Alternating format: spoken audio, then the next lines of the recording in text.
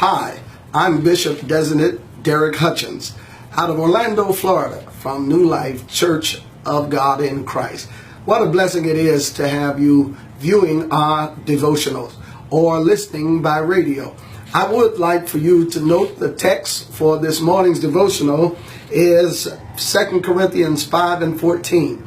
Portion of the text reads, "For the love of Christ constraineth us." Why are we doing it?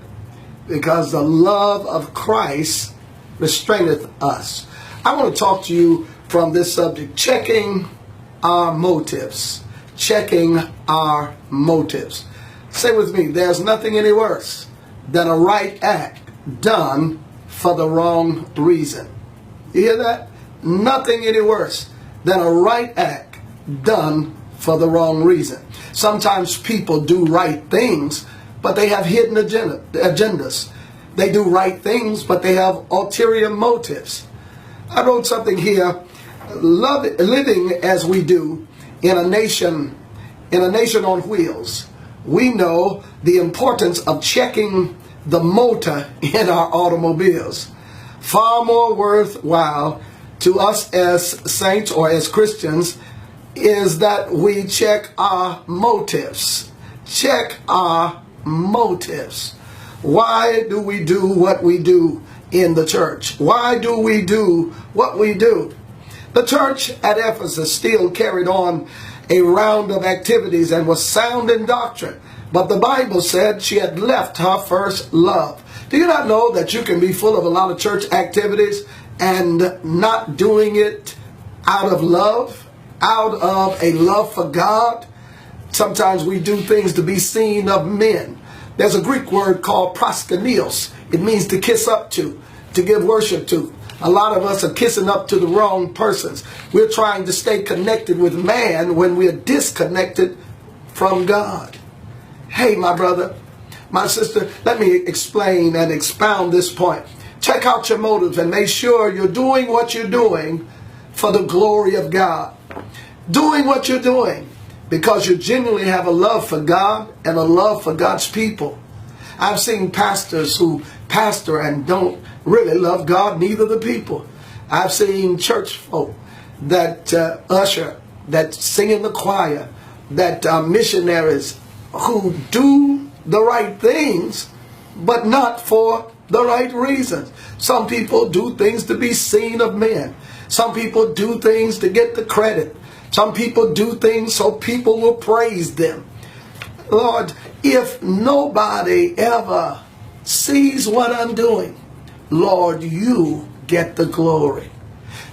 Check out your motive for why you're doing what you're doing and make sure you're doing it for the right reason.